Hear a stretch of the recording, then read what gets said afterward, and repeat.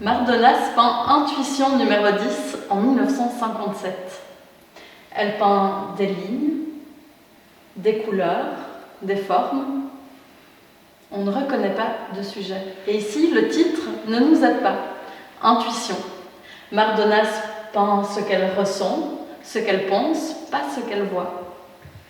Ce n'est pas la première fois que Mardonas fait de l'abstraction.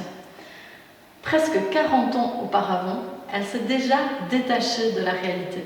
Elle a déjà simplifié ses compositions, enlevé des détails, peint des lignes, des couleurs, juste pour ce qu'elles sont. Avec l'abstraction, Mardonas nous montre qu'elle ne doit pas forcément peindre des fleurs, un paysage ou quelqu'un pour exprimer ses sentiments en peinture. Ici, ce qui est important pour Mardonas, ce sont les lignes, les formes géométriques et les couleurs. Mardonas a peint des lignes qui sont verticales, d'autres horizontales. Mais attention, elle n'a pas peint ces lignes avec une latte, elle a peint ici à main levée, exactement le contraire qu'au cours de géométrie. Ces lignes, si on observe bien, elles sont toutes un peu différentes. Il y en a certaines qui sont très très fines, comme un fin trait de crayon. D'autres qui sont plus épaisses. Certaines sont noires, d'autres sont vertes, mais aucune d'entre elles ne se ressemble. D'ailleurs, elles laissent entrevoir la matière du tableau. On voit la couche brune qui transparaît. Et c'est comme si ces lignes tremblotaient un peu. Les lignes, en se croisant, créent des formes géométriques. Là aussi, elles ont toutes des dispositions différentes. On a des formes plutôt carrées, rectangulaires, des trapèzes. Elles ont l'air de danser. Et en fait, c'est l'émotion de Mardonas qui danse peut-être ici. En observant ce tableau, on a le droit de vouloir voir quelque chose, reconnaître un sujet.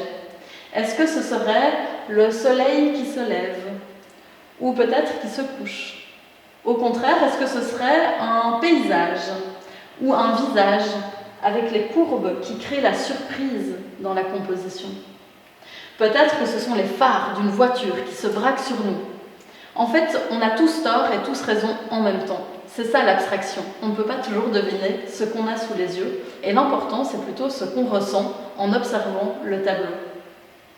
Mais attention, ce n'est pas parce qu'on représente autre chose que la réalité, ce n'est pas parce qu'on s'éloigne de la réalité qu'on ne fait pas attention à comment mettre les différents éléments dans la composition. Mardonas a réfléchi. Comment mettre ces lignes? Comment équilibrer le tableau? Il faut imaginer que s'il y avait trop de lignes d'un côté ou trop de l'autre, c'est un peu comme sur une balance, le tableau risque de basculer. Les lignes sont composées attentivement, mais les couleurs aussi. Si on observe bien cette composition, il y a une couleur qui est la plus présente. Est-ce que vous la voyez? Est-ce que vous la reconnaissez? C'est ce gris, ce camailleux de gris. On parle de camailleux quand il y a différentes sortes de gris qui se côtoient les unes à côté des autres. Et puis des couleurs qui apparaissent, des couleurs vives, comme le vert des lignes qu'on a déjà observé, mais aussi le bleu, et puis le jaune qui est comme un phare dans la composition. En utilisant du noir et du blanc dans sa peinture, Mardonas joue avec la perception du spectateur. Le noir nous donne l'impression de se heurter à nous, de surgir du tableau, tandis que le blanc donne l'impression de profondeur, comme si on pouvait plonger dans la composition.